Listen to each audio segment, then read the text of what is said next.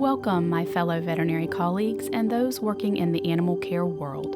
I am Dr. Erin Holder, creator of the Veterinary Compassion Fatigue Project. While the veterinary field is rewarding, it is profoundly exhausting and over time takes its toll on our mental, emotional, and physical health.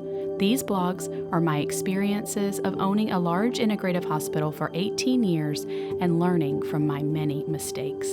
Understanding where I went wrong and how I crashed and burned has been a journey to healing myself and hopefully others.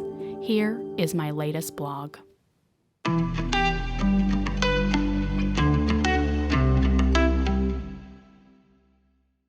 Alex threw me.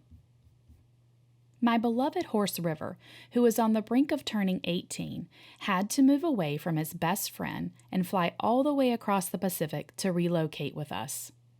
When he arrived, he was a bit dehydrated, thin, and out of sorts.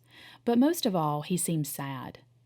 Seeing him this way broke my heart, and my husband and I decided that if we bought him a horse, he would be able to bond with a friend that he would not have to separate from.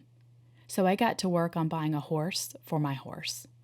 And knowing that the Haflinger had forever captured my heart, it was impossible to consider another breed. My Haflinger search did not take long. I found a breeder in California and a 5-year-old gelding named Alex. His blonde mane was so long and gorgeous. He was trained well and ridden often, and the trainer thought of him as a solid boy with a good spirit. We prepared the pasture for our new arrival, and Alex flew home. In Hawaii, he had to stay quarantined for 45 days. It was agony to keep him all alone, separated from River, but we made it through, and finally it was time for them to meet. Haltered and excited, we cautiously introduced them. They took one nonchalant look at each other and then began munching on the same grass patch nose to nose. It was like they had been friends forever. We could see right away that Alex was younger and more playful. River prefers life slow and steady, with plenty of hay and grass that he can focus on. Eating is his greatest delight. Alex, however, was into everything like a toddler, even putting his entire head into our truck to locate anything to further investigate. He crushed my husband's water bottle in one bite and took a chunk out of his side view mirror. This new horse was full of shenanigans and made us laugh out loud. Our boys were housed on a farm an hour and a half away from us, so when we got the opportunity to move them just 10 minutes away to a new farm, we jumped at it. We spent a month introducing them to their new herd, a stallion, a gelding, 2 pregnant mares, and 2 female sheep. The addition of the pig would come later.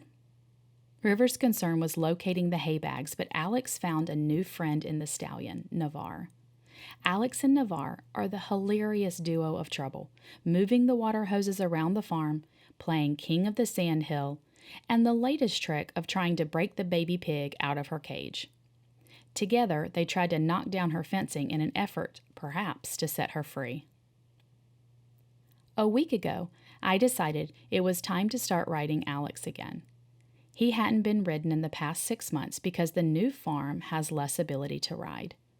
I had also been getting reports that he was nipping the other horses, bullying one of the pregnant mares, and trying to work his way up in the herd. I thought maybe a ride would be good for him to recenter and for us to have some fun. So I saddled him up and walked him to the arena.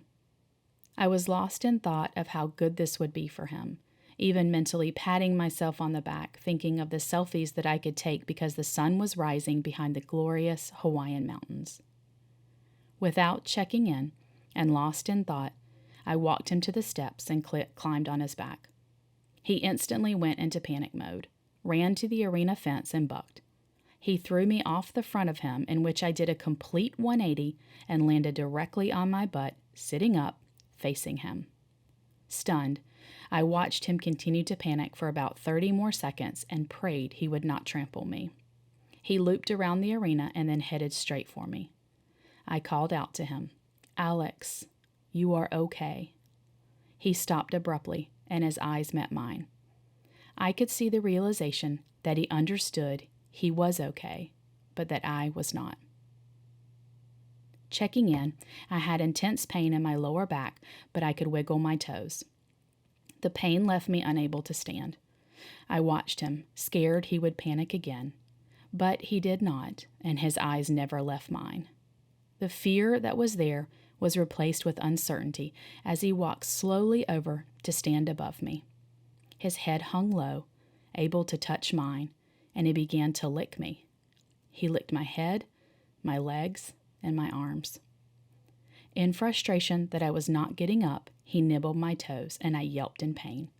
He backed off, but only for a moment, and came right back, hovering over me and watching my every move. He stood there for 30 minutes until my husband could get to him and gently walk him out of the arena to remove his tack. I hobbled to the truck and laid down in the back seat. I was overwhelmed with gratitude because I knew that fall could have been much worse, and was left wondering what had gone wrong. I am constantly surprised by the lessons that our animals teach us. Alex was simply telling me that if I had been present in the moment, I would have read all the signs that he was not okay and that riding him was not the solution that day. Instead, I was in the past thinking about his recent behavior, and I was in the future thinking about the selfies and the beautiful sunrise. But had I been in the present, I would have noticed that Alex had his ears pinned back and that just before I walked him into the arena, he was chased by 2 other horses.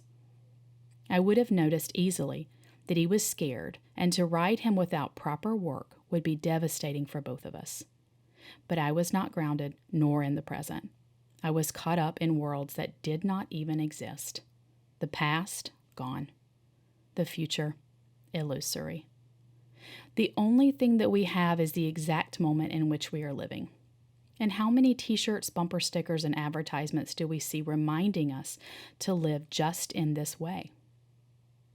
Living in the present is truly a gift, and staying focused on living in the present is truly difficult. It takes intention and practice daily. It's just plain hard.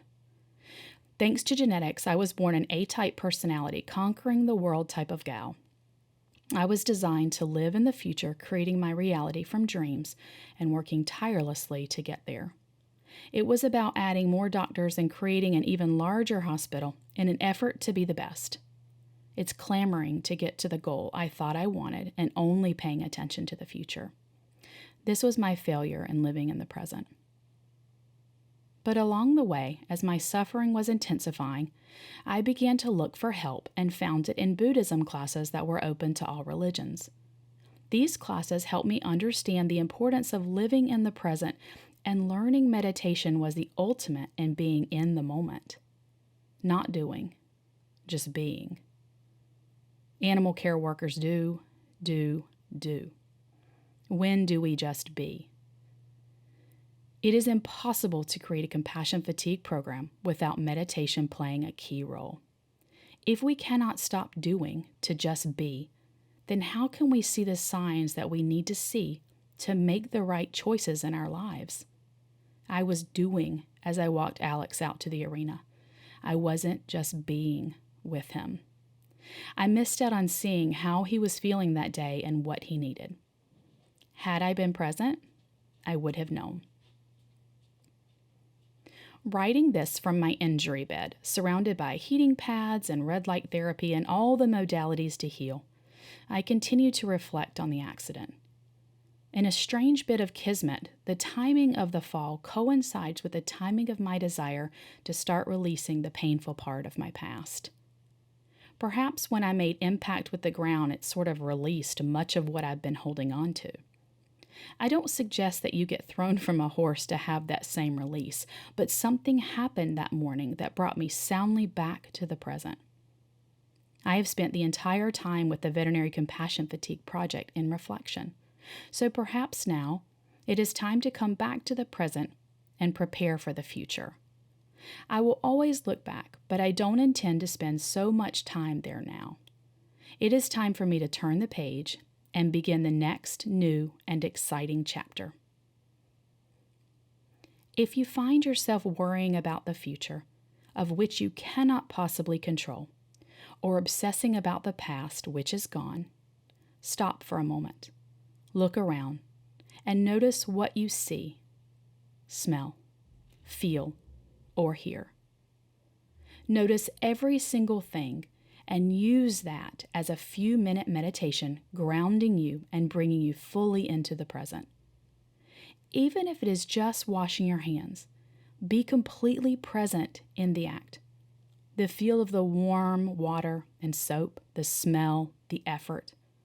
Find something that you do daily, like cook dinner, or wash hands, or shower, and choose to be completely submerged in the moment. Then branch out and take this into nature with a walk, a bike ride, or a swim. Use this time to shut off your phone and lock into your surroundings, the moment. There is no past, it does not exist, and neither does the future. All you have is right now. So be aware, listen, feel, smell, see, and be grateful for the gift of the present. In this gift, anything is possible. Find me on the Veterinary Compassion Fatigue Project Spotify podcast, my website, Facebook, and YouTube at TVCFP. Let's keep talking about what we face in the veterinary and animal care world and ways that we can help each other.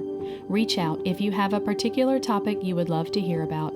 Subscribe to hear updates on our annual restoration retreat to be launched in spring of 2025. As always, I hope you find what you're looking for and share it with anyone who needs it. With love and hope, Dr. Erin Holder.